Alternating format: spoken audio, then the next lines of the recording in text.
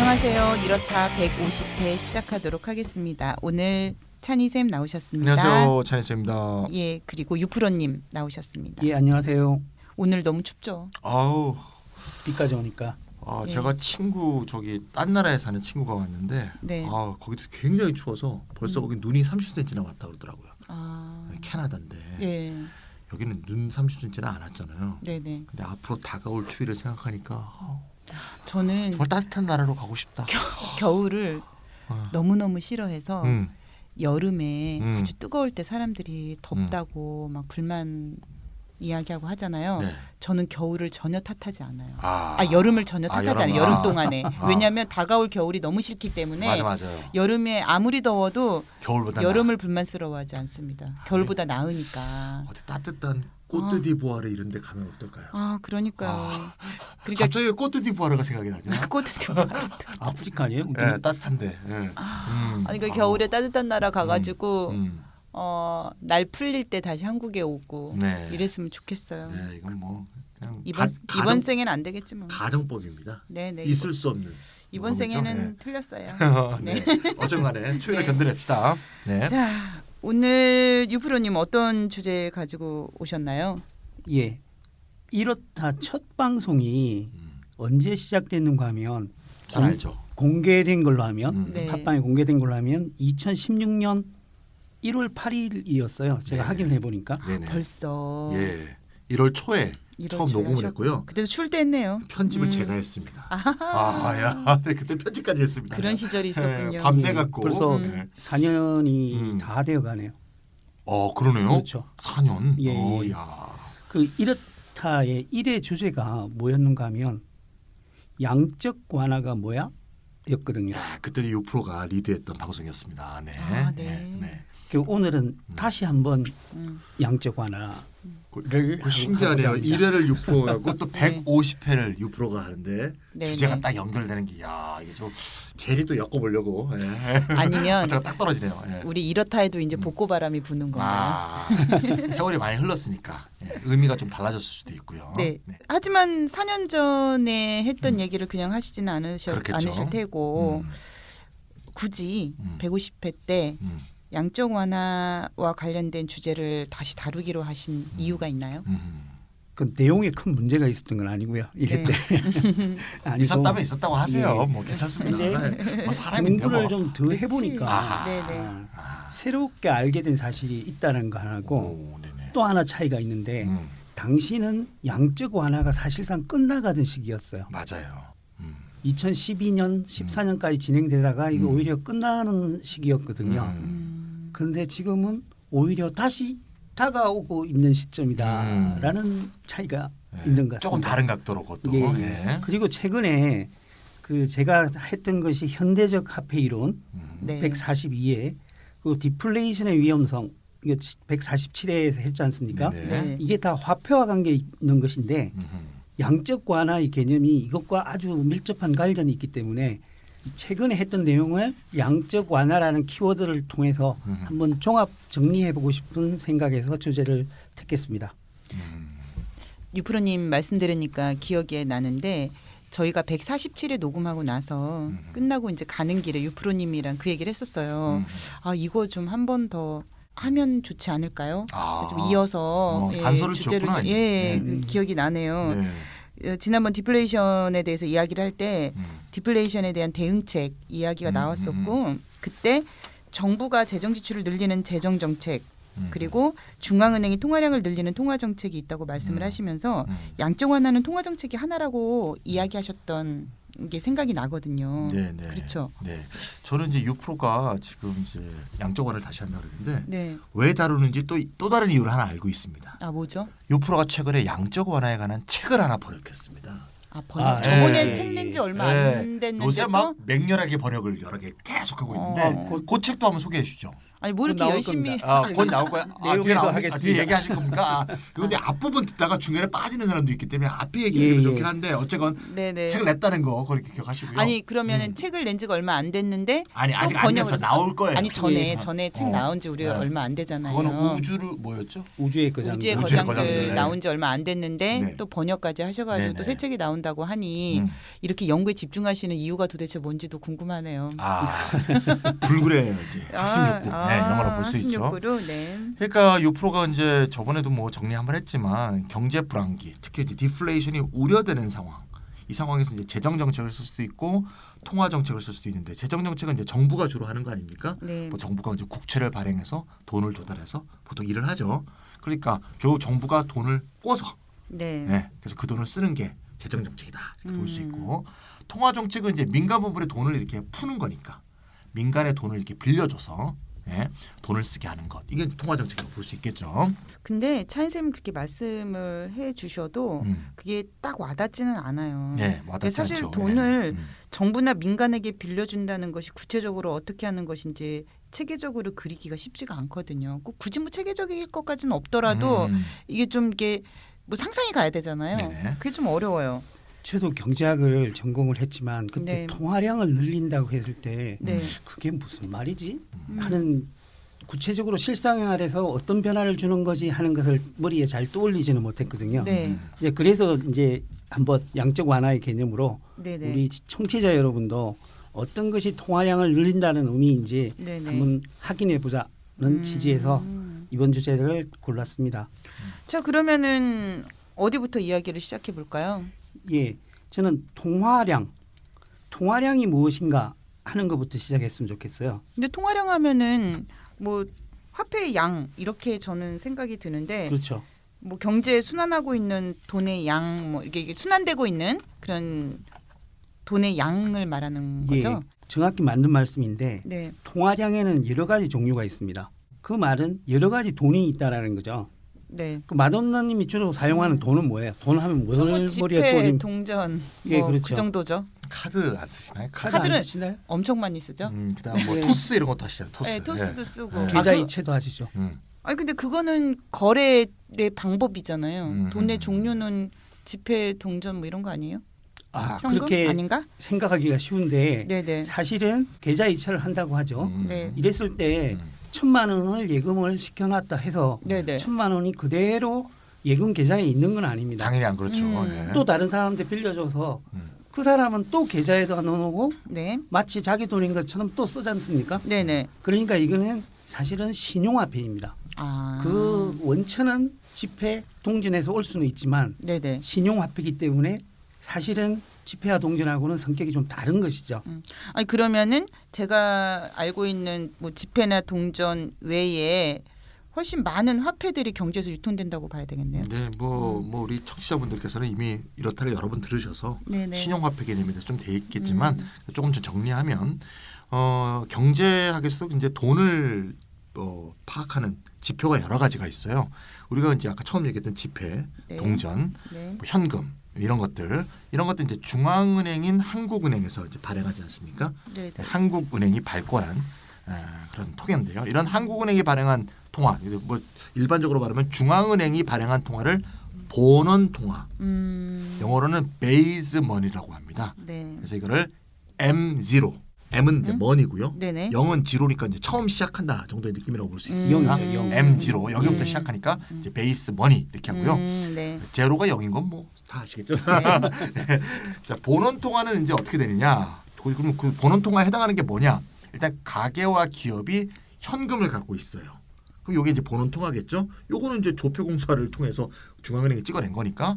그다음에 은행이 갖고 있는 지불 준비금. 은행이 대출을 해주더라도 몇 퍼센트는 갖고 있고 네네. 갖고 있는 상태에서 그 이상은 그 이하로는 안 되게 그걸 또 보장을 해야 되지 않습니까? 그게 또 법적으로 이렇게 네, 규정되어 법정 있죠. 지불 준비금이죠. 네네. 요게 이제 본원 통화입니다. 그러니까 우리가 갖고 있는 현금, 그다음에 은행의 지불 준비금 네. 합쳐서 M0. 그래서 예를 들면 제가 이제 1,000만 원을 계좌에 예금을 해두면 은행이 예를 들면 뭐 어느 정도 대출해주고 나머지가 남아 있죠. 네. 이건 이제 지불 준비금이라고 볼 수 있으니까 요게 이제 M0다 이렇게 하시면 되겠습니다. 근데 이제 요 M0만 있는 게 아니고 신용화폐가 이제 유통이 되는데 누군가가 이제 은행에서 돈을 빌려서 그것을 뭐 계좌에 넣고 계좌 이체를 할 수도 있고, 네, 네. 그렇죠? 뭐 이런 것도 다 이제 화폐로 돌아다닌다고 볼 수 있죠. 그래서 이제 화폐 양이 다른 측정치들이 나올 수가 있겠고요. 그래서 이제 M0에서 좀 발전해서 M1이라는 개념인데 M1 고다음 화폐죠. 이거 M1은 뭔가 하면 개인이 가지고 있는 현금에다가 네. 요구불 예금 계좌에 있는 예금. 요구불 예금이란 건 뭐냐면 우리가 은행에서 언제든지 인출할 수 있는 네네. 뭐 보통 예금이라든가 뭐 그런 거 있죠. 수표를 쓸 수 있는. 그렇죠, 그렇죠. 예, 요구불이란 건 원래 그런 개념인데 예, 예. 우리는 잘 수표를 안 쓰니까 우리로서 늘 인출할 수 있는 뭐 이런 거. 현금 카드랑 연결돼 있는. 그렇지, 맞습니다. 예, 현금 예. 카드에서 바로바로 나올 수 있는 예, 예. 이걸 합치면 M1이라고 합니다. 그러니까 굉장히 유동성이 강한 거죠. 네. 그래서 이 M1이 바로 우리가 실제 생활에서 사용하고 있는 화폐량 이걸 이제 M1이라고 많이 합니다. 아, 예. 친절하게 설명해 주셔서 이해가 예. 여기까지 딱 됐어요. 됐습니까? 네, 아, 다행입니다, 다행이에요. 하나만 더 보태면요. 네. M1에는 음. 지불 준비금은 포함되지 않아요. 아, 그렇죠. 지불 준비금은 유통이 안 되니까. 유통이 안 되니까. 네. M0에는 음. 지불 준비금이 포함되는데 그렇죠, 그렇죠. M1에서는 음. 개인이 가지고 있는 현금이 네.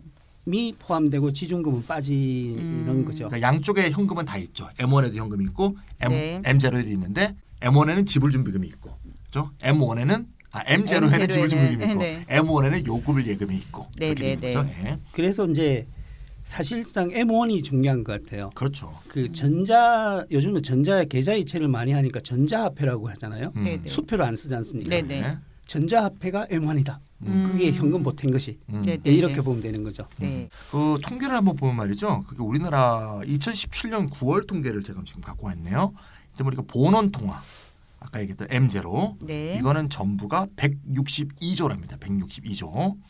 우리나라 네, 우리나라에 162조. 그다음에 M1 현금 플러스 요구불 예금. 네. M1은 837조. 오, 되게 많네요. 그러니까 M1이 M0보다 5배 이상이 많다. 이렇게 네네. 볼 수 있으니까 신용화폐가 얼마나 많이 유통되는지 우리가 알 수 있다 볼 수 있습니다. 근데 머니 뒤에 뭐 제로, 원, 뭐 이렇게 붙이는 걸 보면 네네. 2, 3, 4 뭐 이렇게 있는 것 네, 같은데 계속 있습니다. 그거 예. 있어요? 뭐 예를 들면 있죠. 우리가 M2도 좀 알아야 되는데 네. M2는 아까 M1에 요구불 예금이 있었죠. 네. 그럼 요구불이 아닌 예금도 있잖아요. 저축성. 그쵸, 네. 저축하는 거. 네. 정기예금, 정기적금 이런 거 네. 이런 걸 합치면 M2라고 합니다. 아하. 왜냐하면 이거는 그때 현금 카드로 쓸 수는 없지만 네네. 또 필요하면 깨지 않습니까? 네, 깰 수 있죠. 예. 이게 결국 여기 유동성이 있단 네, 말입니다. 몇 가지 깨봤죠. 예, 그래서 이게 M2는 그런 것까지 네네. 합치면 M2가 된다 이렇게 볼 수 있습니다.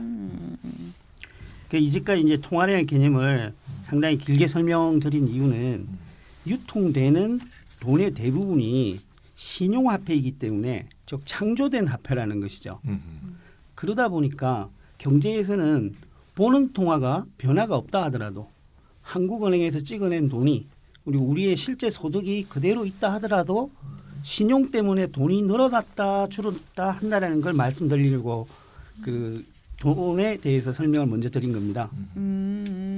저 그러면요, 은행이 대출을 많이 해주게 되면 통화량, 그러니까 예를 들어서 M1은 늘어나는 그렇죠. 거고, 그렇죠. 예, 은행이 대출을 줄이면 그 M1은 줄어든다 이렇게 보면 되는 건가요? 그렇죠. 예. 그러니까 예를 들면 이제 뭐 예. 정부에서도 예. 주택담보대출에 무슨 뭐 설정하지 않습니까? 네네네. 뭐 자산의 몇 프로까지 예, 담보 그다음에 설정하죠. 예. 예. 그거 하면 그거로 이제 바로 통화량이 이제 좀 왔다 갔다 하는 거죠, 그것 때문에. 아. 네네. 지난번 147회 하실 때 음. 디스플레이션 우리 얘기하면서 디플레이션. 나왔던 디플레이션. 디플레 예. 자꾸 제가 디스플레이션은 이제 디플레이션인데 자꾸 디스플레이션도 디스플레이션. 있죠. 너무 입에 있어요. 붙어가지고 네. 그래요. 인플레이션이 둔화되는 걸 디스플레이션이에요. 네네네네. 예. 근데 디플레이션이 일어나면 음. 부채 부담이 커지고 부채 부담이 커져서 빚을 갚으면 통화량이 줄어들어서 디플레이션이 더 심화된다 이렇게 이제 말씀하셨었거든요. 우리가 저번에 147에 배웠던 어빙 피셔의 네네네. 부채 디플레이션 기준. 네네네. 그러면은 오늘 주제는 양적 완화라고 말씀하셨잖아요. 그것과 지금 통화량의 논의와 어떻게 연결이 되는 건가요? 이 양적 완화가 통화 정책의 특수한 형태입니다. 그러니까 보통의 통화 정책은 금리를 조절하거든요. 한국은행이 금리를 올리면 네. 통화량이 줄고 그쵸. 내리면 대출이 많아지니까 네네. 늘고 이렇게 되거든요. 네네. 그런데 양적 완화는 그것이 불가능해질 때가 있거든요. 그때 취하게 되는 특수한 형태의 그 통화 정책입니다. 아 그래서 통화 정책은 민간에 돈을 빌려줘서 돈을 더 쓰게 한다 이렇게 하셨어요. 그래서 이제 그렇게 설명을 드렸던 거죠. 그 네네. 방법은 이제 금리를 내리는 건데 예. 금리를 더 이상 내릴 수 없을 때 양적 완화를 쓴다 이렇게 보시면 되겠죠. 네네네. 예. 그 이제 민간에게 돈을 빌려주는 것이다라는 것은 제 표현인데 네. 뭐 저는 교과서에서는 이렇게 표현하지는 않습니다. 그런데 이제 저는 이렇게 표현해야 오히려 다가갈 것 같아가지고 그렇게 말씀드리는데요. 우리가 그 자본주의 사회에서 제일 큰 문제는 공황이지 않습니까? 네. 공황은 공급에 비해서 수요가 부족한 거거든요. 그럼 공급은 뭐겠습니까? 우리가 만들어낸 상품과 서비스가 공급이겠죠. 네네. 수요는 뭐겠습니까? 그걸 살려면 돈이 있어야 되지 않습니까? 네네네. 결국 수요는 돈인 거죠. 그러니까 공급은 많은데 돈이 없어. 쓸 돈이 없다. 쫙 줄어들기 네네네. 때문이라는 것이죠. 네. 이게 이제 우리가 디플레이션 할 때 네네. 했던 이야기인 거죠. 음. 수요가 없어진다라는 것은 사람들이 쓸 돈이 없어진다라는 것을 네네. 의미한다라는 거죠. 그러니까 우리가 뭐 1929년부터 미국을 중심으로 해서 이제 전 세계 대공황이 밀어닥치지 않았습니까? 근데 그 29년부터 33년 사이에 유통 중인 통화량 아까 우리 얘기했죠? M1이지. M1이 3분의 1이나 줄었답니다. 통화량이 그렇게 주는 거죠. 그러니까 찍어내는 돈 우리가 네네. 조폐공사에서 찍어낸 돈이 준 게 아니고 네네. M1이 줄어드는 거죠. 그래서 이제 이것으로부터 이제 밀턴 프리드만 같은 이제 통화주의자는 단순한 불황이었는데 이게 대공황으로까지 이게 엄청난 사태가 된 것은 통화량이 너무나 줄었기 때문이다. 뭐 이런 식으로 결론을 내리기도 했었죠. 네. 그 통화 정책은 경기가 나빠지면 금리를 내리는 것이라고 하셨는데요. 통화 정책의 특수한 형태라는 양적 완화 이건 뭐죠? 이게 제1회 이렇다에서 주로 다뤘던 내용입니다. 네. 그런데 이제 프로님만 기억하는 거 아니에요 혹시? 1회차라? 우리 네. 옛날에 학력고사 시절에 제일 많이 봤던 영어책이 네. 성문 기본 영어예요. 네. 성문 기본 영어 투부정사. 맨 앞이 투부정사의 명사조용법이거든요. 그렇죠. 사람들이 그건 다 알아요. 전 국민이 학력고사 때는. 그러니까 이렇다도 1회는 다 듣습니다. 아, 그렇군요. 네. 70회를 안 들어서 그렇지 1회는 다 들어요. 예. 이것도 한번 정리해 주세요. 네. 그게 근데 금리는 아주 그 독특한 특징이 있어요. 아무리 금리를 내려도 제로 이하로는 내릴 수가 없습니다. 요즘에 마이너스 금리라는 말도 나오긴 하는데 네네. 마이너스 금리? 아니 그럼 마이너스 금리가 마이너스 금리 더 플러스 좀- 금리에 반대겠죠. 아니 근데 네. 그럴 수는 있겠. 전 네. 마이너스 금리는 네. 좀 이해가 안 되는데요. 이게 어떻게 된다는 건지. 네. 그러니까 돈을 보통 빌려주면 이자를 받잖아요. 네. 그럼 마이너스 금리면 돈을 빌려주고 이자도 줘요? 그게 마이너스 금리죠. 예. 그리고 이런 게 어딨어, 그런 세상에나. 식으로 해서라도 유통을 시켜야 되면 그렇게 해야겠죠. 말도 안 돼. 근데 이제 그런 일이 실제로 이루어지지가 않죠. 음. 예, 그러니까 정책 금리는 그렇게 될 수 있어도 시중 금리가 그렇게 되긴 좀 어렵죠. 예. 왜냐하면 돈을 빌려주고 네. 이자도 줄면 그럼 은행은 안 빌려주죠.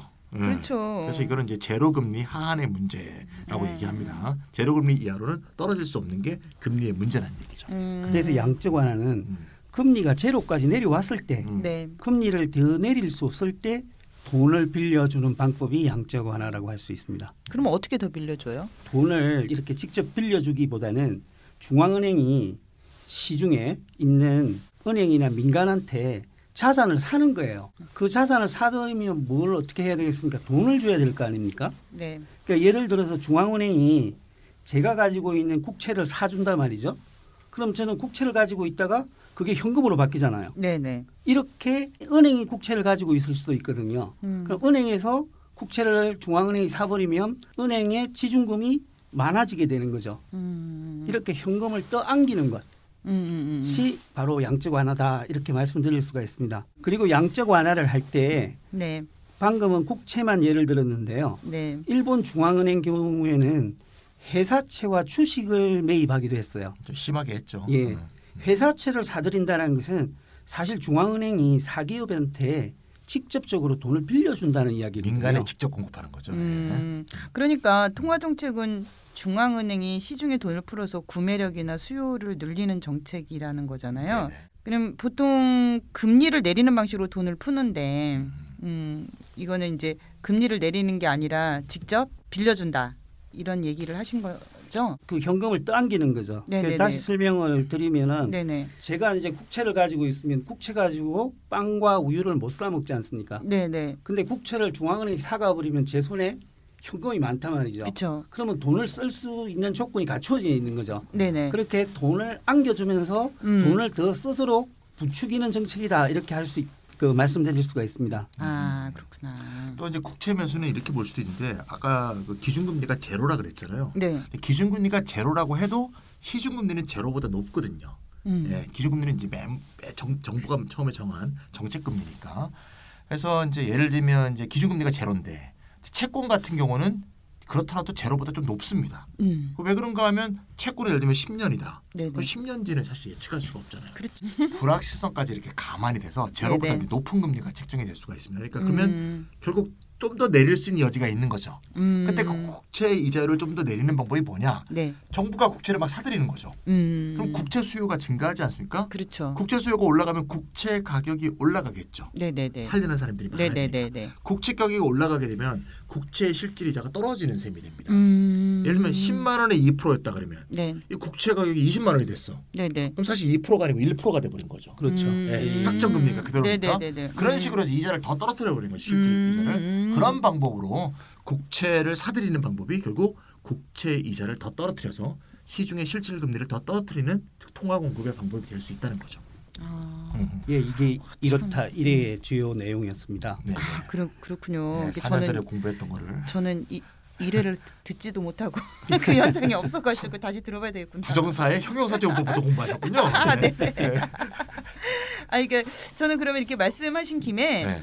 재정 정책에 대해서도 통화 정책과 비교해서 설명을 해주시면 좋을 것 같아요. 그러니까 재정 정책은 정부에 돈을 빌려줘서 지출을 늘리게 하는 것이라고 하셨잖아요. 통화 정책의 문제점이 하나 있습니다. 그러니까 시중에 통화가 늘어나고 돈이 많아진다 하더라도 소비나 투자로 연결된다는 보장이 없어요. 네.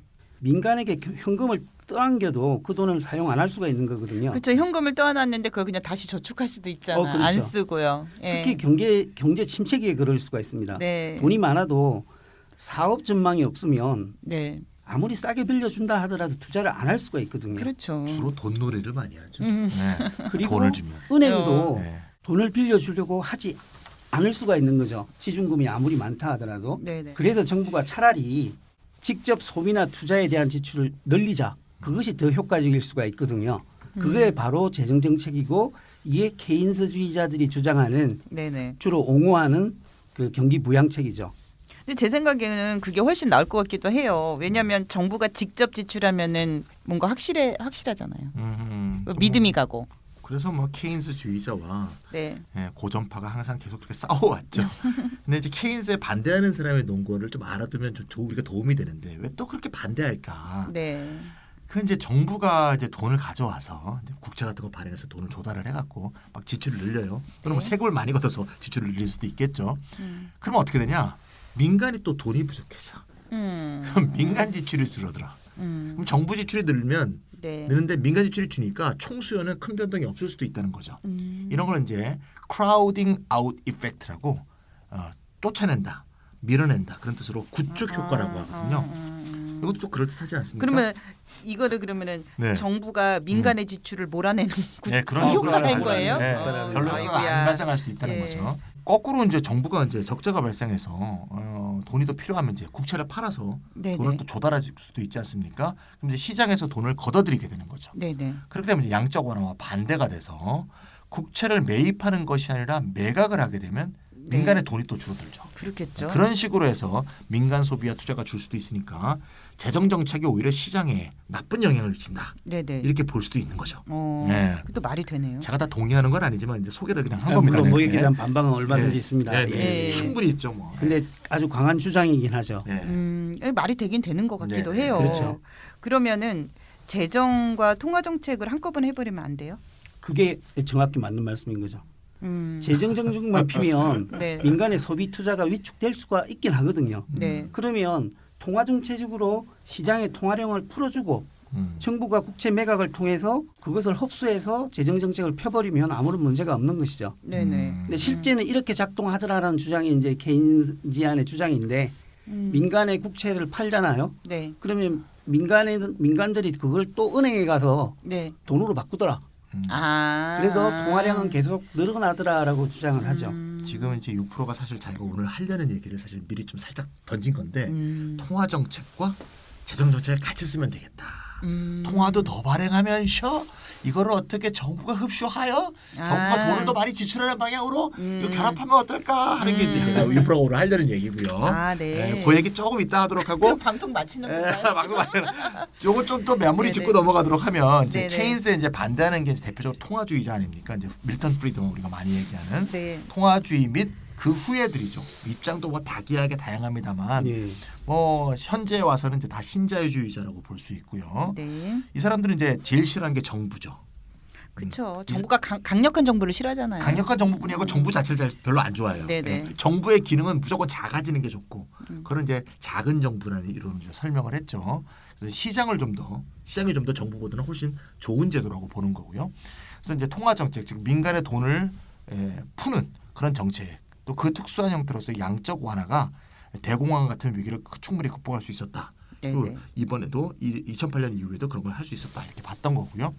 그래서 2008년 글로벌 금융위기 이후에 밀턴 프리드먼의 이제 후예들이 네. 그런 식의 어떤 원칙과 태도를 가지고 양적 완화를 갖고 네. 경기 회복을 펴려고 2008년의 금융위기의 이후의 불황을 해결해 보려고 노력해왔던 역사가 이제 10년이 이제 끝난 이게 거죠. 이제 지난 네, 거죠. 지난 거죠. 예. 그리고 이번에 차이쌤하고 유프로님 말씀 들어보니까 양적 완화 얘기는 지난번 했던 디플레이션 때 나눴던 얘기를 한번 정리하는 느낌이 들어요. 다 알죠. 이제 다 네. 알겠죠. 이게- 이제. 네, 어디 가서 얘기를 하겠죠. 이제 조금 아니 저는 네. 얘기까지는 아직 네, 잘 네, 못하는데 네, 네. 이게 이제 조금 알아듣는 정도는 네, 모르는 될 것 얘기가 같아요. 아니에요. 예. 네, 네. 근데 저한테 한 가지 질문이 있는데 음, 양적 완화는 성공적이었는지 음. 그리고 양적 완화를 계속 실시하고 있지만 다시 경제 회복세는 미약하고 양극 화는 더 심화되고 있다라고 저는 생각이 드는데요.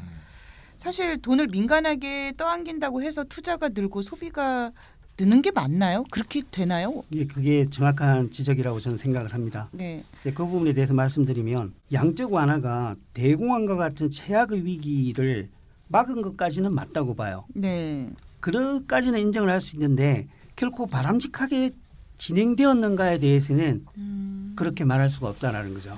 양적 완화가 성공했다면 지금 미국 민주당 내년에 이제 선거가 있지 않습니까? 대선. 네네. 미국 민주당이 그렇게 엘리자베스 워렌이라든가 버니 샌더스 같이 케인스주의를 강력하게 주창하는 사람들이 이렇게 대두될 이유가 없겠죠. 성공하지 못했기 때문에 민주당에서 지금 민주당의 좀 더 왼쪽 부분이 강화되고 있는 면을 보이고 있는 게 아닌가 싶은데요. 그 HSBC라는 유명한 은행이 있죠. 그 은행의 수석 경제학자인 스테판 킹이 이런 말을 했답니다. 양적 완화는 불행한 분배적 결과들을 낳았다. 즉 분배적 결과가 불행했다는 거니까 양극화가 심화됐다는 더 얘기가 심화됐다 되겠죠. 이렇게. 2008년이 왜 일어났느냐 금융위기가 양극화 때문에 일어났는데 네네. 그거를 해결하려고 처방을 준 양적 완화가 네네. 양극화를 오히려 더 강화시켰다 이런 얘기가 될 수가 있겠죠. 그러니까 최근에 양적 완화는 중앙은행이 민간의 자산, 그러니까 국채, 회사채, 주식 이런 것을 사들여서 돈을 경제에 공급한 거지 않습니까? 문제는 자산은 누가 가지고 있느냐는 것이죠. 서민들은 그런 자산을 가지고 있지가 않거든요. 우리는 국채, 회사채, 주식 하나도 없잖아요. 저는 뭐 만져보지도 못했습니다. 뭔지도 모르죠 사실. 그래서 부자들한테 네. 현금을 안겨줘도 부자들은 이미 돈이 많기 때문에 맞아요. 들어온 돈을 추가적으로 소비하거나 또 투자도 마찬가지거든요. 아까 이야기했듯이 사업 전망이 나쁜데 투자는 하지 않거든요. 그렇게 되다 보니까 중앙은행이 자산을 사서 민간에게 돈을 안겼더니 이 부자들은 자산을 팔고 나서 그 돈을 단순히 다른 자산에다 다시 투자를 하는 거죠. 돈놀이를 하는 거죠. 그렇겠죠. 그래서 도심에 있는 주요 부동산 가격이 오르고 유가, 정말. 원자재 가격, 음. 필수적인 식료품 가격, 그리고 미술품, 네네. 그리고 고급 와인이 자주 그런데던데 네네. 이런 그래요? 것까지 올라 버리더라는 것이죠. 네. 그리고 주가가 예외적으로 최고점을 갱신하는 주가 일이 계속 생기는 올랐죠 거죠. 사실. 네, 어마어마하게 올랐죠. 그러니까 물론 양적 완화를 하니까 이제 초저금리 상태였지 않습니까? 네. 이래서 일반적인 서민들도 채무 불이행을 못하는 일이 줄어들었고 네. 중앙은행이 이제 화폐를 금융시장과 은행으로 계속 그 지급 투입함으로써 네네. 은행 시스템도 돌아가기는 돌아갔어요. 아, 그 그러니까 부분에 잠깐만요. 있어서 여기서 양적 완화에 따른 초저금리는 그 사람들이 채무 이행을 하게 되었다, 잘하게 되었다 이런 뜻인 거죠. 잘하게 되겠다보다는 못하게 되는 건 막았다. 막았다. 아. 이자가 높으면 아예 경매 처분하고 못하게 되니까. 예, 예. 네. 그 채무 불이행을 하는 것을 막는 효과는 막는 있었다. 효과가 있었다. 막력이 아, 있었다라는 예. 것이죠. 더더 불이익이 막 예, 예. 확산돼 버리면 진짜 네, 네. 공황이 돼 버리니까. 예. 그리고 은행을 파산은 막았기 때문에 네. 결제 시스템, 지급 시스템은 돌아갔다라는 거죠. 음. 그 기여는 분명히 했어요. 음. 그렇지만 양적 완화가 다른 방식으로 전개됐다면 그 기호 말고도 다른 변화가 있었을 것이다라고 이렇게 주장하는 분들이 최근에 쫙 나오고 있는 거죠. 그럼 양적 완화를 다른 방식으로 했다는 거는 어떤 것을 의미하죠? 뭐 다른 방식 참 많을 텐데요. 네. 제가 별로 좋아하지 않는 사람의 방법을 한번 제시해 보면 아, 이제 네. 밀턴 프리드만이죠. 네. 밀턴 프리드만이 유명한 헬리콥터 머니란 말을 네, 네. 60년대 말에 만들어냈잖아요. 네, 네. 그 아주 쉬워요. 헬리콥터를 띄워서 헬리콥터에서 돈을 확 뿌리자. 네, 네. 그러면 밑에 있는 사람들이 다 주워서 그거 갖고 쓰겠죠. 민간에 돈을 뿌리는 방법으로 헬리콥터 머니를 얘기했는데 그게 오히려 서민한테 돈이 가겠죠. 아니 근데 네. 이게 고급진 방식으로는 네. 기본소득이랑 비슷한 것 같기도 하고. 기본소득하고 비슷한 건 아니죠. 아니에요? 기본소득의 한 방법일 수 방법. 있죠. 근데 이렇게 네. 뿌리면은 네. 아 이거 좀 웃긴 생각인데 아니 마침 그 자리에 뿌려진 자리에 있던 사람들이 더 많이 갖게 되기도 그런 하고. 거까지 생각하면 안 되고 아니, 그냥 개념만 양적 완화는 이제 부자한테만 돈이 가갖고 네네. 오히려 자산 버블을 일으켰는데 네. 헬리콥터 머니는 그건 아보다 낫다 이거죠. 무차별적으로. 무차별적으로 굳이 준다. 그거보다 낫다는 거죠. 네네네. 헬리콥터 많이 띄우면 또 뭐 한 이렇게 뛰어갖고 쫙 뿌리면 다 맞겠죠 아무래도 예를 네네네. 들면. 그래서 구매력이 부족해서 경제가 침체한 거라면 구매력이 없는 사람들에게 돈이 갈 수 있도록 하든지 네. 아니면 가난한 사람한테만 주기 힘들다면 골고루 나눠져 버리자. 네네. 그게 차라리 낫다라고 주장하는 게 이제 지금 제기되고 있는 주장들인 거죠. 저 재밌어요. 음. 하늘에서 돈을 뿌리는 게 더 낫다 이런 주장까지 나온다는 그만큼 게. 양적 완화가 개판이라는 얘기죠. 예. 아이고야. 예. 그래서 최근에 나오고 있는 그 양적 완화의 내용이 있는데요. 그게 이제 네. 제가 번역한 것인데 quantitative easing for people이라는 겁니다. 책 제목인가요? 책 제목과 요거가 좀 다른데 책 제목은 어떻게 하실 건가요? 한국 책으로? 다수를 위한 양적 완화. 좋습니다. 예, 예. 예, 인민 그러면 또 사람들이 이게 뭐야 그러면서 그래서 이제 직역을 하면 인민이란 말은 사실 굉장히 좋은 말인데 인민을 위한이거든. 민중을 위한도 아니에요. 네, 민중은 인민. 서민 같은 느낌이 좀 있지 않습니까? 맞습니다. 인민하고 인민은 민중이 좀 다르죠. 국민하고는 좀 다르지만 하여튼 보편적 시민이라는 뜻이란 말이죠. 저 국가 이전에 존재하는 국가와 관계없이 존재하는 인민이죠. 그래서 이걸 조금 고민을 했다가 찾은 것이 모두를 위한 양적 완화. 좋다. 예, 이렇게 하는 네. 것이 제일 의미가 맞는 것 같아요. 네, 어감도 똑같진 않지만 괜찮고. 모두 그러면 또 누가 물어볼까? 이재용도 포함되나요? 이렇게. 포함되죠. 예, 이렇게. 예. 지나가다가 지나가다가 헬리콥터 헬리콥터 돈 잡나요? 안 잡을 것 같아. 안 잡죠. 예. 2012년에 옥스퍼드 대학의 경제학과 교수인 존 뮬바우라는 사람이 있습니다. 이 사람이 모두를 위한 양적 완화라는 제목의 논문을 썼어요. 그 내용은 무엇인가 하면 ECB 유럽 중앙은행은 모든 유럽 연합의 시민들에게 500유로씩 분배해 줄 걸 제안했어요. 경제 침체에서 벗어나기 위해서는 그래야 네네네. 된다라는 거죠.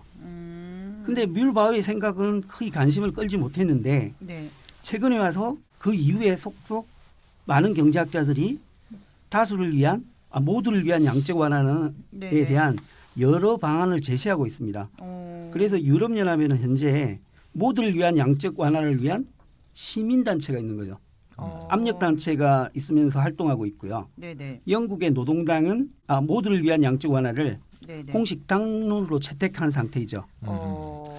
그러니까 이제 노동당 얘기 조금만 더 하면 노동당의 지금 대표가 제레미 코빈이죠. 코빈이죠. 네, 제레미 코빈이 이제 2015년에 당내 선거에 출마하면서 인민을 위한 양적 완화로 부르짖었고 내년에 2020년에 이제 선거가 또 있으면 선거 플랫폼으로 강령으로 이제 제시될 것 같은데 이렇게 생각하시면 돼요. 양적 완화는 중앙은행이 민간은행이나 네네. 민간한테 돈을 푸는 거 아닙니까? 그럼 걔네들이 투자를 하고 돈을 써야지 효과가 발생하죠. 그러니까 그러지 말고 제레미 코빈 같은 경우는 이제 국립은행을 하나 만들자 그래요. 국영 투자은행 같은 거 하나 만들어서 그렇죠. 예. 그래갖고 이제 중앙은행이 예?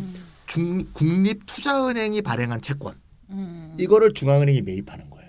그럼 중앙은행이 국립투자은행의 채권을 매입을 해서 돈을 국립투자은행한테 쏘는 거죠. 이해가시죠? 그렇겠죠. 예, 예. 그럼 국립투자은행이 돈을 쫙 쌓일 거 아닙니까? 네네. 이걸 갖고 주택 공급을 한다든가 인프라 건설을 한다든가 이 재정 정책의 한 형태가 되겠죠. 예, 예. 이렇게 하겠다는 겁니다. 그러니까 돈을 발행하는 거는 통화 정책. 이게 국립투자은행으로 몰려갖고 돈을 쓰는 방향은 재정 정책이니까 아까 유프로가 말했듯이 재정 정책과 통화 정책을 결합시키는 제레미 코민의 인물 이완 양적 완화 이제 계획이 나오는 거죠. 근데 이게 진짜 은행만을 위한 기존의 미국과 유럽에서 그렇죠. 했던 이 양적 완화보다 훨씬 좋은 건데 제가 수치를 한번 말씀드려 볼게요. 네네. 2008년도 금융위기의 여러 가지 이유 중에 모기지 얘기를 많이 하잖아요. 주택담보, 네, 주택담보대출. 미국 사람들 주택 살 때 그러니까 보통 맞아. 담보대출로 사잖아요. 네네네. 근데 이게 이제 문제가 생긴 거잖아요. 이거로 파생 상품이 나왔는데 여기서 이제 문제가 생겨갖고 이게 연쇄 반응이 발생한 그러니까 거잖아요. 나중에 다 집 뺏기고 이런 거 네, 아니에요? 집 다 뺏겼죠. 다 지금. 뺏겼죠. 네. 예, 예. 이 부실액이 총 7,500억 달러였습니다. 어마어마한 돈이죠. 그래서 주택을 사기 위해서 빌렸다가 갚지 못한 그 악성 부채가 7,500억 달러라는 얘기예요. 엄청나다. 그래서 그러면 이 사람들한테 돈을 빌려줬던 은행이 부실화되지 않았습니까? 네네네. 그래서 뭐 어떤 은행은 망하기도 하고 막 그랬잖아요. 그래서 그 은행을 살려줘야 되니까 은행 구제에 얼마를 썼느냐? 7천억 달러를 썼어요. 그런 말이에요. 아 그럼 이거 은행 구제하는데 쓴 돈, 네.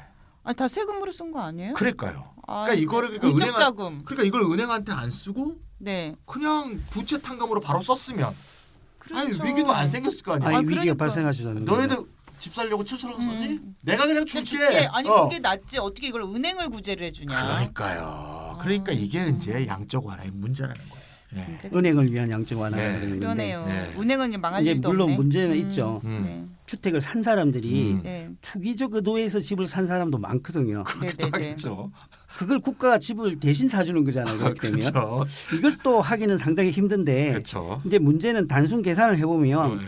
은행을 구제할 것이 아니라 네. 일반 주택 소유자들을 구제했으면 문제를 근원적으로 방지할 수도 있었다라는 계산은 나온다라는 주장을 할 수 있는 거죠.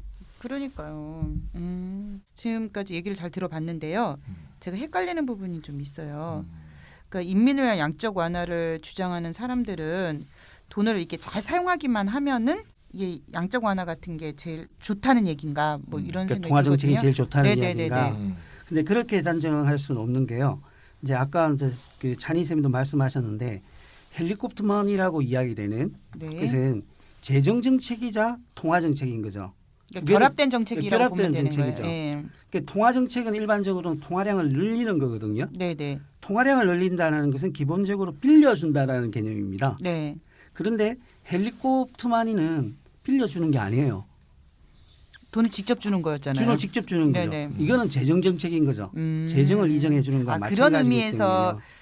재정 정책이면서도 통화 정책이다 이런 말씀. 그래서 이제 헬리콥터 머니는 네. 프리드만이 말했던 것도 원래는 이런 뜻이다라고 이제 주장을 하는 거죠. 모두를 위한 양적 완화를 그 주장하는 사람들은 네네. 이제 주장이 그런 건데, 그러니까 모두를 위한 양적 완화를 주장하는 사람들은 구매력이 없는 사람한테 구매력을 부여하는 것이 핵심 내용이 되어야 한다. 네.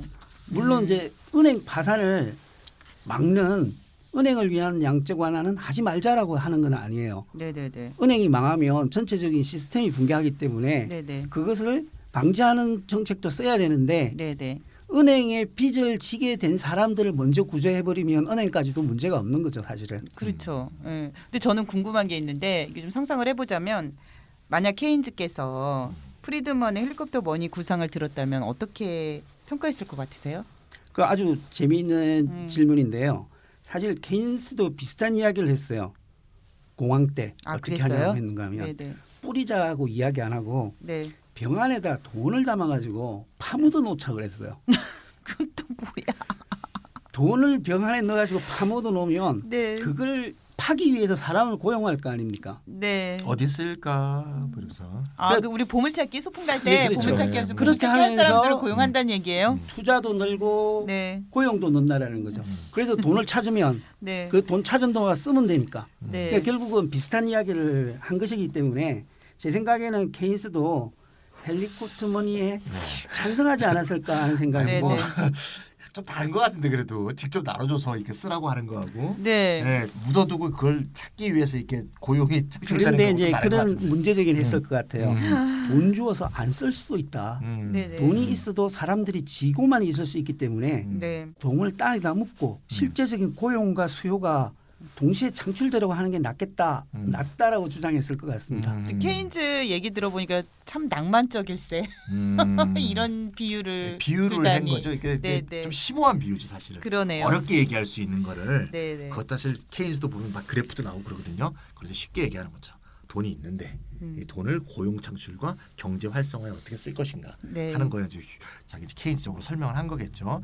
이게 이제 우리 이제 또 유프로 이게 우리 사실 4명 5명이 번갈아서 하다 보면 네. 이 고정 팬들이 있습니다. 아 그러니까 그래요? 슈퍼바이저 나오면 또 슈퍼바이저가 와. 네네. 최근에 제가 어떤 이제 이메일을 받았는데 네. 그 MP3 파일에다가 음. 출연하는 사람이 이름을 써달라. 아. 그러면 이제 자기가 다운로드 받아놓으면 네네. 나중에 정리할 때 그것만 예, 딱 예. 보게. 오, 그러면 공부할 때 도움 되겠는데요? 예를 들면 무슨 뭐 설가타가 나오면 설가타가만 쫙 본다든가. 네네. 그래서 딱 파일을 그게 사실 자기가 폴더로 분류하면 되는데 꼭 그렇게 나한테 보냈더라고. 그래서 이제 그래서 근데 그게 해보려니까 어려워요. 왜냐하면 이게 네. 좀 팟빵이라는 그 시스템이 네. 좀 그지 같아요 시스템이. 그래갖고 아 그래요? 한글로 쓰면요 파일 인식이 안 돼요. 아 그래요? 칸칸 띄어도 안 되고요. 중간에 하이픈 같은 거 넣어도 안 되고 아주 그지 같아요. 그래서 하여튼 넣으려고 굉장히 노력하고 있습니다. 최근에는 그래서 잘 보시면 뒤에 뭐 설가타 뭐 이런 식으로 유프로 이렇게 써 있습니다. 네네네. 유프로의 이제 고정 팬들은 아마 분명히 그 현대적 화폐 이론 MMT 걸 들었을 것 같아요. 들으시면 이런 고민할 것 같아요. 저도 좀 궁금한데 네. MMT 이론이 이런 거 아닙니까? 정부는 발권력을 갖고 있으니까 엄청난 권력이죠. 자국 통화로 된 부채 때문에 파산하지는 않는다. 그래서 재정 균형 환상에서 벗어나서 적극적인 재정 지출을 하는 방향으로 발권을 하여 그 지출의 힘으로 일자리를 국가가 보장하는 방법. 뭐 이렇게 이제 많이 얘기하지 않았습니까? 그러면 이게 인민을 위한 양적 완화하고 비슷한 것 같기도 하고 아닌 것 같기도 하고 그런데 이 두 개가 어떤 관련이 있는가 여기에 대해서 고정 팬들이 굉장히 궁금해할 것 같아요. 요 유프로가 좀 쫙 설명을 해주면 어떨까요? 저도 그 주장들이 어떻게 공통되고 어떤 차이점이 있는지 이렇게 좀 네네. 지금 관심 있게 비교해 보고 있는데요. 아하. 제가 파악한 바로는 화폐에 대한 이해는 인민을 위한 양적 완화론을 주장하는 사람이나 네. 현대적 화폐 이론이랑 동일한 것 같아요. 그런데 이제 인민을 위한 양적 완화를 주장하는 사람이 또 단일한 학파다라고 말하기는 좀 곤란합니다. 굉장히 다양하죠. 예, 다양하죠. 예, 예. 그러니까 아니 화폐에 대한 이해가 동일하다는 거는 어떤 의미예요? 예, 그거는 제가 정리를 해보니까 크게 3가지인 것 같은데요. 첫 번째는 현대 화폐의 본질은 국가의 조세권에서 기인한다. 화폐는 상품이 아니다. 상품 화폐가 아니다. 네. 이게 이제 국가 명령에 의해서 작동한다라는 이해는 같이 하고 있는 것 같고요. 이제 두 번째가 오히려 더 중요한 것 같은데 현대에서 통용되는 화폐는 대부분 은행의 대출에서 창출되는 신용화폐이다.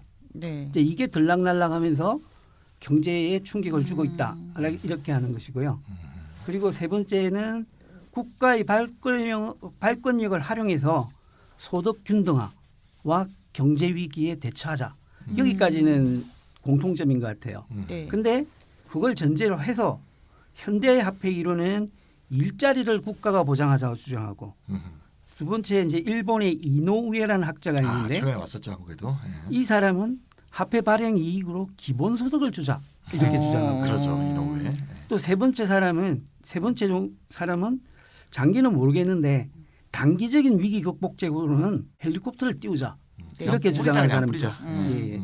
또 다른 사람은 아까 코빈 이야기가 약간 나왔었는데 지금 이제 녹색 뉴딜 같은 경우에는 네네. 녹색 뉴딜 자금을 세금으로 거두지 말고 네. 중앙은행에서 찍자 이렇게 이야기하는 거죠. 네네.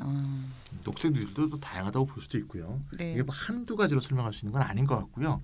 어쨌건 현대화폐 이론 우리가 MMT하고 일자리 보장론은 설가탄도 했고 유프로도 했고 여러 번 이제 다루지 않았습니까? 일단 뭐 균형 재정을 비판하는 면에서는 똑같고요. 그러니까 적극적 재정 지출을 호소하는 면에서는 같고. 그래서 기본적으로 이제 현대화폐 이론가들은 보통 일자리 보장론, 잡 개런티 이론에 서 있는 사람들이 훨씬 많죠.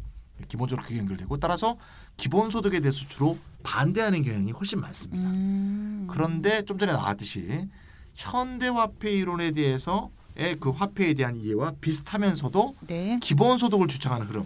요 이노우에 네네. 요걸 좀 더 유프로님이 좀 설명해 주시면 좋을 것 같아요. 예. 예, 대표적인 학자인 이제 원래 그 기본소득을 화폐 발행 이익으로 주자는 이야기는 카나다에서 카나다 경제학자가 먼저 말했었는데요. 네네. 그것을 이어서 이제 이노우에 도모 히코라는 학자가 이제 주장하고 있고 최근에 번역돼 나왔죠. 네. 거품 경제라도 좋아. 네. 강남훈 선생님, 안현우 선생님, 예, 송지명 그렇죠. 선생님 세 분이 같이 헬리콥터 머니와 기본소득 이렇게 해가지고 작은 책인데 세 나왔습니다. 명이나 번역을 했는지 몰라요. 죄송합니다. 예. 오늘은 간단히만 소개만 네네. 하면요. 네. 발권력을 가진 집단이 누릴 수 있는 음. 특권적 이익이 있습니다. 이게 화폐 발행 이익입니다. 이걸 시뇨러지라고 하는데요. 시네리지. 1만 원권을 찍는데 들어가는 비용이 얼마 들 것 같습니까? 제 글쎄요. 생각에는 100원도 안 들 것 같아요. 종이값 들겠죠. 예. 예, 근데 100원도 안 될 것 같아요. 네, 네네. 100원도 안 되죠. 그 나라에서 돈을 찍으면 100원이라고 한다면 1만 원권 한 장당 99,000원. 9,900원. 9,900원이겠죠. 99,000원. 9,900. 아, 9,900원. 만 원권. 만 원권. 9,900원. 아, 9,900원. 이렇게 이런 디테일한 데서 어. 이렇게 막 이렇게 틀린 거 발견하면 왜 이렇게 기분이 좋지? 네. 그런데 오늘도 이야기했듯이 현대 경제에서 통용되는 화폐의 대부분은 보는 통화가 아니고 민간 상업은행이 창조한 신용화폐이지 않습니까? 그렇죠. 그렇기 때문에 민간 산업은행이 국가보다도 더 많은 시너지를 누린다고 할 수가 그렇죠. 있어요. 완전히 갖고 노는 거죠. 선생님 근데 이 시뇨러지가 시너지 맞아요? 아니죠, 아니죠. 아니죠. 시너지는 시뇨러지는 뭐야? 시너지는 1+1이 2보다 네네. 커지는 게 시너지. 네네. 시뇨러지는 뭐예요? 시너지는 화폐 발행 비용보다 네. 그 초과한 이익, 화폐 네네네. 발행에서 생긴 이익. 초과 이익을 예. 시뇨러지라고 해요. 시뇨- 아, 리지. 이게요. 시뇨리지? 이게 프랑스 말로 네. 봉건영주라는 뜻이에요. 아 그래요? 봉건영주가 예전에는 네. 중앙은행을 통해서 발행한 게 아니라 네네. 자기들이 직접 화폐를 발행해가지고 이 시뇨러지를 챙겼거든요. 그렇구나. 아 우리 청취자분들은 다 알고 계셨었나? 저는 몰라가지고. 물론 상급은행이 신용화폐를 창조한다고 해서 다 자기 건 아니지 않습니까? 네. 그런데 그렇게 창조한 신용화폐를 가지고 이자를 받고 있는 거죠. 그래서 상당수 경제학자들은 지급준비제도에서 100% 지급준비제도로 바꾸자. 지금은 부분 지급준비제도인데 그럼 지급준비율이 100%가 되면 은행들은 신용 창조를 하지 못합니다. 100원을 저축하면 100원 그대로 갖고 있어야 돼요. 네. 다른 사람한테 대출을 못한다라는 거죠. 그럼 결국은 이노우에가 주장하는 것은 은행에 기반한 신용화폐 제도를 국가 중심의 화폐 제도로 전환하자고 주장을 합니다. 그렇게 되면 국가가 전체 경제에서 통용되는 화폐 발행 이익을 독점할 수 있다라는 거죠. 그 화폐 발행 이익을 국민의 기본소득으로 배분하자라는 거죠. 그런 식으로 경제의 화폐를 공급하면 된다. 이게 헬리콥터마니에 입각한 기본소득론자의 주장입니다. 이거 화폐제도 자체를 완전히 바꾸자는 얘기네요. 이거는. 지금의 부분 지급 준비 제도를 네네. 없애버리고 네. 민간 은행에 기초한 화폐 제도를 국가 발행 화폐 제도로 교체하자. 이 주장이 전제되어 있는 것이죠. 그 은행하고 대판 싸워야 되는 그렇죠. 그런 일인데요. 그 은행의 존재를 부정해야 되는 은행의 거예요. 지금의 은행이 없어지고 네. 그러니까 돈 관리하고 돈 꿔주고 하는 이런 쬐그만 은행이 생기는 거죠. 그러니까 은행은 그러니까 말하자면 돈만 보관했다가 꿔줬다 받고 꿔줬다 받고 이런 것만 하라는 얘기입니다. 쉽게 말하면. 네. 그래서 그러니까 있는 돈, 그러니까 예금한 돈 한도 내에서만 대출이 가능한 거죠. 네. 네. 지급 준비율 100%니까. 근데 사실 워낙 네. 그래야 되는 거 아닌가 싶은 생각이 드네 저는. 원래 그래야 되는 건데 네네. 그렇지 않게 된 거죠. 네네. 그리고 이제 그걸 또 기본소득을 통해서 국가 화폐를 공급한다는 이런 방법이고요. 이게 이제 많이 나오는 이제 100% 지급 준비제도, 네. 어빙 피셔도 이렇게 주장을 했죠. 그건 이제 같은 얘기라고 볼 수 있습니다. 그래서 오빙 피셔가 주장했던 데서 알고 있듯이 이 좌파나 만 주장하는 건 아니에요. 100% 지급 준비 제도는요. 이노우에도 좌파라고 볼 수는 없죠, 사실. 그렇군요. 네. 오빙 피셔가 왜 이걸 주장했는가 하면 신용화폐에 의존해서 경제를 운영하니까 네. 통화량 변동이 심해져서 경기 변동이 극심하다는 거죠. 그 주장을 이어받아서 이노우에 같은 사람은 그러면 완전 준비 제도로 가고 네. 화폐 발행 이익을 국민 네. 배당의 형태로 네. 지급하자라는 안을 제일 네. 먼저 낸 사람은 발음이 힘든데요. 클리포드 휴 드글라스. 그뭐 힘들어. 저한테 힘듭니다. 그러면은 유명한 더글라스죠. 클리포드 휴 더글라스라는 사람이 가장 먼저 일부러 같이 했고 어렵게 발음하는 거 아니에요? 아, 일부러? 그러니까, 예. 아니, 이후에는 그러면 이노우에가 이걸 이어받은 거예요? 이노우가 연결. 한번 그렇게 연결돼 이제 있는 거예요? 두루 연결하는 거죠. 뭐 더글라스 이렇게 옛날 사람이니까. 그 뭐 태권도 뭐 도장처럼 이렇게 네네. 학파를 뭐 구성하고 이렇게 양성하는 건 아니고요. 이런 흐름이 이렇게 내려오고 아, 있다는 이름이 것이죠. 그렇게 내려오고 있다. 그러면 일단 제가 정리를 해보자면 현대화폐 이론은 화폐는 원래 상품이 아니라 국가의 조세권에 기반해서 만들어진 것이기 때문에 국가가 파산한 일은 없다. 그러니 재정 지출을 통해서 일자리를 보장하자는 주장이라는 거죠. 예. 예, 현대화폐 이론은. 그리고 화폐 발행 이익을 통한 기본소득 처음 얘기하신 더글라스라는 분 그분의 이야기처럼 그러니까 은행이 신용화폐를 없애버리고 국가가 화폐 공급을 독점을 한다. 그에 따른 화폐 발행 이익을 기본소득으로 주자 이런 주장이네요.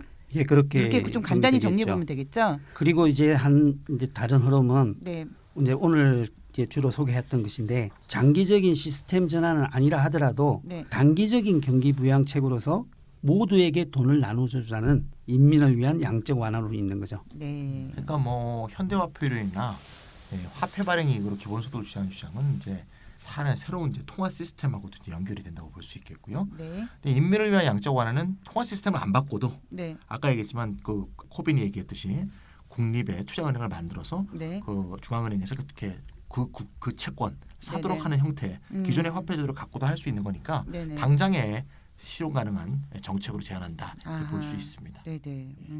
근데 말이야 좀 궁금한 게 제가 있는데요. 화폐 발행을 통해서 기본소득을 지급하는 보통은 이제 보통 조세를 통해서 기존에 이미 발행된 이미 생성된 부를 바탕으로 해서 그거를 이제 분배 흐름을 바꾸는 식으로 이제 기본소득의 재원을 마련하자는 주장들이 많잖아요. 그게 아니고 새로이 화폐 발행을 해서 기본소득을 지급을 한다면 통화가 계속 늘어나는 건데 이럴 때 발생하는 문제는 없는지.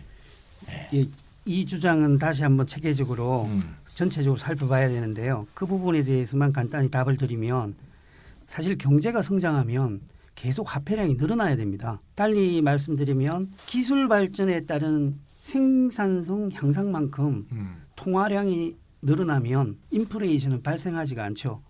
왜냐하면 기술 발전이라는 것은 똑같은 비용으로 더 나은, 더 많은 것을 생산한다는 거지 않습니까? 그러니까 상품과 서비스가 늘어난다는 거죠. 그 늘어나는 속도만큼 통화량이 보조를 맞춰서 늘어가면 물가 상승이 일어나지 않고 인플레이션이 일어나지 않고 오히려 그 보조가 맞지 않으면 디플레이션이 일어날 수도 있는 것이죠. 그래서 기술 발전의 속도에 맞춰서 화폐량을 공급하는데 결국 기술 발전의 기여는 누가 했느냐? 전 사회 공동체 성원들이 함께한 것이다. 그러니까 이거는 국민 기본소득으로 배당할 수 있는 충분한 근거가 있다. 이렇게 주장을 하더군요. 자네 경제가 성장을 해야 된다는 전제가 있는 것 같아서 그거는 그렇죠. 만만한 문제는 예, 아닌 것 예, 같습니다. 예, 예. 어쨌간에 향후에 또 다시 또 논의해 보도록 하죠. 아, 예. 통화량의 증가, 기술 발전의 속도와 보조를 맞춰야 된다 이런 얘기시구나. 그렇지 않으면 인플레이션을 발생할 수 있다라고 얘기를 한 거죠. 우리가 처음에 시작할 때 음. 양적 완화를 다시 한번 다뤄보는 것으로 얘기가 시작이 됐었는데요. 지금 다시 다루는 정도가 아닌데요, 이거 지금. 그러니까 그 다른 유프로님이랑 과제들이 예, 보이는데요. 찬생님 이렇게 말씀 네. 들어보니까 네. 이거는 뭐 대안과 뭐 기본소득과 뭐 다 연결이 돼 있어요. 주제가 굉장히 광범위해졌습니다. 예, 그래서 광범위해져가지고 혹여 청취자분들께서는 추후에 또 궁금해질 이야기들이 많아요. 더 연구할 것도 많을 것 같고요. 네네네. 예, 그 화폐 발행 이익과 기본소득에 대해서는 네. 따로 쟁점이 되는 것을 잘 추려서 다시 네네. 한번 다룰 기회를 갖도록 하고요. 오늘 제가 그 부분까지 말씀드린 이유는 2008년 이후에 양적 완화는 화폐에 대한 중요한 실험이었습니다. 그 이전에도 화폐에 대한 다양한 이론이 있었지만 실제적으로 사회적으로 실험을 해본 것이었거든요. 그 실험 이후에 일자리 보장론을 주장하는 현대 화폐 이론도 부상을 했고 그리고 지금 말씀드렸던 완전 지중금 제도를 만들어서 그것을 통해서 기본소득을 주장하는 주장까지도 주목을 받고 있는 거거든요. 네. 그래서 양적 완화는 그 자체로 단기적인 경기 부양책이면서도 화폐에 대한 새로운 시각을 제시했다라는 것이죠. 네네. 그래서 많은 의견들이 나오고 있습니다. 그 현 상태로 봤을 때는 상업은행 제도, 부분 지급 준비 제도를 없애는 거. 이거는 정말 경제에 큰 충격이 오기 전에는 불가능할 것 같고요. 그 왜냐하면 지금의 그 은행 제도가 통화 시스템이 영국에서 시작돼서 벌써 몇백 년에 걸쳐서 형성되어 와서 전 세계에 그 정착되어 있거든요. 이걸 한 번에 바꾸기는 어렵다는 예. 거죠. 그런 점에서 보면 더 중요한 것은 이미 2008년 이후부터 실시되고 있는 양적 완화를 보다 민주적으로 보다 형평에 맞게 추진하는 것이 현실적이고 다급한 문제가 아닌가, 실행 가능한 과제 아닌가 하는 생각에서 오늘 양적 완화를 다뤄봤습니다. 아니 그럼 결국 인민을 위한 양적 완화는 헬리콥터 머니라는 형식밖에 없다는 거예요, 뭐예요? 네, 그렇지는 않습니다. 아까 이제 중간중간에서 이야기 나왔는데요. 네. 헬리콥터 머니는 무차별적으로 분배하자는 이야기인데 그런 뜻에서 이제 헬리콥터라는 게 나온 것이고요. 네. 실제로 어떻게 헬리콥터를 띄우겠습니까? 그러니까 미 연준의 전 의장이 벤 버냉키인데 그 버냉키가 그 헬리콥터 머니를 새롭게 부활시킨 사람이거든요.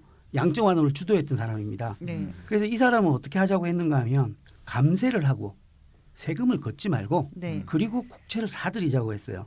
이거 통화 정책과 재정 정책의 결합이죠. 돈을 막 푸는 거죠. 뭐. 돈은 풀고 세금은 걷지 말자. 네네. 감세를 하면 사람들이 소비를 많이 할 거라는 거죠. 그리고 국채를 사들이면 돈이 경제로 많이 풀리는 거잖아요.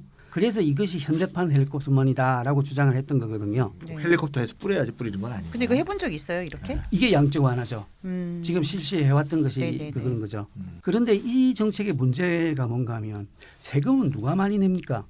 이렇게 질문하면 좀 그렇나? 아니, 감세는 누구한테 혜택이 가죠? 아, 저도 아까 그 얘기 부자한테 들었어요. 가죠. 부자들한테 예, 예, 혜택 예. 갔는데. 그래서 네. 이런 식의 양적 완화는 제대로 된 모두를 위한 양적 완화가 아니었다는 것이죠. 네. 그래서 지금 나오는 이야기들은 중앙은행이 모든 시민의 계좌에다가 일정 액수를 쏴주자 이런 이야기까지도 현실적인 정책으로서 논의되고 있습니다. 근데 그 형태가 헬리콥터 머니밖에 없느냐라고 물으셨는데 거기에 네네. 대해서 잠깐 정리를 해보면요. 정부 적자를 중앙은행이 직접적으로 자금 조달하는 것 또 그 형태 중에 하나입니다. 그러니까 정부가 국채를 발행하잖아요. 네. 국채를 중앙은행이 사주는 거죠. 네네. 그것도 모두를 위한 양적 완화의 한 형태로 제시되고 있고요.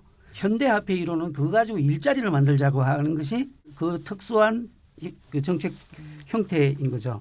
좀 일자리 좀 안 만들고 돈 좀 주면 안 될까요? 나는 그래서 다른 지금 이들은 맨날 이런 이야기 하다 보면은 꼭 무슨 일자리 정책 그게 하나의 규범처럼 되어 있는 것도 있기 네네. 때문에 일자리가 자존감을 높인다는 생각이 네. 그 MMT 이론에는 기초로 이렇게 자리 잡고 있는 거죠. 그 너무 근본적으로 이게 자리 잡고 있는 것 같아요. 근데 자존감을 주는 일자리는 네. 5% 되지 않는다고 예, 우리 그래, 예. 바이스탠딩 씨가 이미 얘기했었죠. 네. 그래서 이제 네. 일자리 보장론은 이제 MMT가 네네. 이야기하는 거고 네. 다른 이들은 그것으로 그린 뉴딜을 하든지 기술 개발에 투자하든지 네. 사회 보장을 확충하든지 이런 정부의 재정 지출을 뒷받침하는 비용으로 사용하자라고 주장하고 있습니다. 그리고 또 부채 희년, 부채 탕감을 해버리자. 네네. 라고 그거 되게 좋은데요. 주장을 하는 것이죠. 우리 저기 왜 감옥에서 그거 해주는 것처럼 그 뭐라지 특사로 이렇게 광복절 사면. 특사로 이렇게 희년. 사면해 주는 것처럼. 주빌리. 주빌리. 재밌다. 네. 부채 희년? 부채사 너무 이게 성경에 네네. 50년이죠. 모르겠어요. 기억은 안 납니다. 몇 년도죠?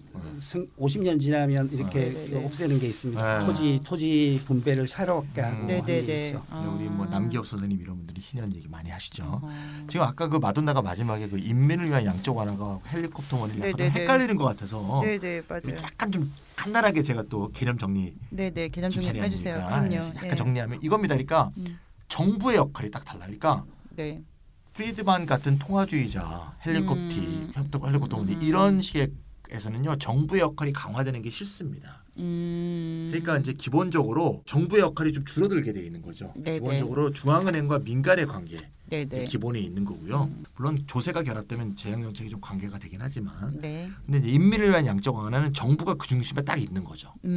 정부가 기본적으로 걷어들인 그 국채 발행으로 걷어들인 돈을 갖고 네네. 뭐 주택 공급을 한다든가, 뭐 교통 체계를 사회 개선한다든가, 보장하든지 기술 기술 투자를 한다든가 이런 걸 하자는 거예요. 지금 그 영국 노동당은 네네. 그러니까 정부가 큰 역할을 하고 또 거기에 대해서 통화주의자가 가장 크게 반대하는 이유는 뭔가 하면 중앙은행의 독립성이 침해된다는 거예요. 정부가 시켜서 중앙은행이 네네. 정부가 만든 은행에 국채를 사주는 거잖아요. 그렇죠. 그럼 결국 중앙은행이 정부가 시킨 일을 해주는 건데 네네. 그럼 통화 정책의 중심이 될 중앙은행의 중립성과 독립성이 훼손된다. 네네. 그래서 통화주의자들은 인민을 위한 양적 완화를 굉장히 싫어합니다. 그러니까 헬리콥터 머니가 어떤 면에서 돈을 공급한다는 면에서는 비슷한 점이 있지만 네네. 근본적으로 들어가면 상당히 둘은 정반대편에 있다 이렇게 볼 수도 있어요. 정부의 역할과 그 네네. 관점에서 보면 그렇게 좀 정리가 좀 되시나요? 정리가 좀 네. 되는 것 같고요. 그렇죠. 예. 중앙은행의 시스템을 유지하는 게 인민의 그 행복보다 더 중요한 건가 싶은 생각도 또 드네요. 그렇죠. 그게 중요합니다. 네. 예, 예. 그러니까 헬리콥터 머니는 지금 유프로님 눈 되게 반짝 놀랐어요. 예, 예. 깜짝 놀라서 저는 그냥 헬리콥터 의문이 들었을 뿐이에요. 머니는 통화주의자 쪽으로 좀 더 쏠려 있는 거고요. 반대쪽에. 네네네. 네. 이제 그러면 요 반대편에는 인민을 위한 양적 완화하고 네네. 현대적 화폐 이론은 좀 걔네들하고 좀 반대편이니까 네. 좀 친한 편이죠. 어떻게 보면. 그러네요. 네, 좀 친한 편이고 다 같은 건 아니지만 공통점은 이제 결국 균형 재정은 틀린 거다. 적극적인 재정 지출이 필요하다. 네. 적극적인 재정 지출로 뭘 할 것이냐 하는 문제에 있어서는 정부의 재정 지출과 정부의 공공 투자를 늘릴 것이냐, 네. 아니면 정부가 일자리를 직접 만들 것이냐 이런 음. 부분에서 또 방법론의 차이들이 이제 발생하는 것이 되겠죠. 네, 네. 예. 그리고 이제 그 인민을 위한 양적 완화와 이제 현대적 화폐 이론이 공유하고 있는 것은 균형 재정을 깨자 이런 점에서는 이제 공통점이 있고요. 네. 그리고 이제 100% 지급 준비 제도라든지 국가 화폐의 전환은 이거는 좀 더 한 단계 더 나아간 이야기죠. 네네. 시스템을 새롭게 구축하는 문제에 대해서 이야기하고 있는 겁니다. 마지막으로 제가 그 드린 말씀을 그 요약하면서 결론으로 어떻게 덧붙이면요. 네. 대공황에서 배운 것이 하나 있었던 거죠. 디플레이션 수렴과 부채 디플레이션에 빠지면 안 된다. 이걸 하나 배웠던 거죠. 그래서 2008년 위기 때 양적 완화를 통해서 통화량을 유지하고 네. 자산 가격을 지지한 거죠. 그래서 은행들이 줄줄이 넘어가지는 않았거든요. 그래서 대공황처럼 사태가 악화되는 것을 막았어요. 이게 이제 은행을 위한 양적 완화라고 이제 보통 부르는데요. 네. 근데 2008년으로부터 10년이 지나고 나니까 또 하나를 배웠다는 거죠. 은행을 지원해서 자산 가격을 지지하는 것만으로는 위기가 장기 침체로 빠지는 것은 또 막지 못하는구나 하는 것을 알았다라는 거죠. 그래서 이제 다음 위기가 왔을 때 자본주의에서 또 다른 위기는 올 수밖에 없기 때문에 네. 이때는 양적 완화를 통해서 통화량이 줄어드는 것, 은행 네. 대출이 축소되는데도 대처해야 되겠지만 이번에는 새로운 돈이 자산 가격을 지지하기 위해서 금융시장만으로 가는 게 아니라 네. 구매력이 부족한 직접적인 서민들, 국민들에게 돈이 가도록 하고 생산적인 기업으로 가도록 하는 모두를 위한 양적 완화를 해야 된다. 이제 이런 식으로 그 주장하고 있습니다. 자, 청취자분들 어떻게 들으셨는지 모르겠네요. 오늘 이렇다 150회는 다시 한번 양적 완화라는 주제로 유프로님께서 수고를 해주셨고 찬희쌤도 중간중간에 정확한 개념 정리로 이해를 도와주셨습니다. 부자를 위한 양적 완화가 아니라 인민을 위한 양적 완화자. 이게 이제 오늘 주제라고 볼 수 있겠습니다. 주제고 결론인데요. 모두를 위한. 예, 모두를 위한. 모두로 바꾸자. 네. 모두를 위한 양적 완화로요. 책 나옵니다. 네. 네. 그래서 책 공지 한번 해주시고 저도 개인적으로 공지할 게 책 있습니다. 저자는 누구죠? 프란시스 코폴라라고 아 코폴라. 영국에서 아. 기본소득 주장하는 네네, 코폴라. 여자 네. 경제학자죠. 네네. 아하, 예, 예. 어제 저랑 트위트 하셨습니까? 예. 그 자랑하시는 거죠 지금. 네. 예 그 그렇습니다. 언제쯤 나오나요? 올해 안에 올해 안에. 예, 예. 아, 예. 번역은 다 끝났어요. 이제 다른 네네네. 챕터가 나왔죠. 아, 출판되면 또 저희가 제 맘대로 얘기해 보자면 이벤트도 한번 하고요. 네네. 네. 예. 그리고 책 소개도 또 해드리는 시간이 있을 겁니다. 네. 그리고 제가 개인적으로 여러분 그 청취자분들께 공지를 하나 말씀드리고 싶은 게 있는데요. 오는 11월 23일 토요일 날 3시에 여의도 국회의사당 앞에서 2019년 불꽃 집회를 합니다. 네. 주제는 이제는 국회 개혁이에요. 얼마 전에 여론조사를 했더니 여론조사 결과 다당제는 찬성을 하시면서도 연동형 비례대표제를 반대하는 것으로 이렇게 여론조사가 나왔어요. 그래서 이것은 정말 좀 말이 안 되는 결과인데요. 다당제는 연동형 비례대표제를 실시해야만이 다당제가 되는 거거든요. 근데 다당제에 대해서는 되게 그 긍정적인 감정을 갖고 계시는데 또 연동형 비례대표제 자체에는 또 약간 부정적인 감정을 갖고 있는 시민들이 계시는 것 같더라고요. 저희는 이제 연동형 비례대표제를 늘상 주장해 왔었고 그래서 정치개혁 공동행동과 7개 정당이 함께 모여서 큰 집회를 열 예정입니다. 그래서 여러분 청취자분들도 불꽃 집회에 참여하셔서 연동형 비례대표제가 이번에 실시될 수 있도록 좀 많은 도움 주시기 바라고요. 이번에는 연동형 비례대표제 많이 중요한 게 아니라 이번 개정될 공직선거법에는요. 만 18세 선거권도 있고요. 그렇죠. 그리고 비례대표들을 공천하고 비례대표나 뭐 소선거구제에서 지역구 의원들을 공천할 때 밀실 공천을 금지하는 그러니까 민주적인 공천 법제화를 담은 내용들도 다 포함되어 있습니다. 그래서 이번에 본회의 때 꼭 통과가 되어야만이 우리 국회가 바뀔 수 있는 기회가 만들어질 거라고 생각을 합니다. 자, 저희 공지는 이것으로 마치도록 하고요. 네. 오늘 150회 수고 많이 하셨습니다. 감사합니다. 안녕히 계세요. 감사합니다.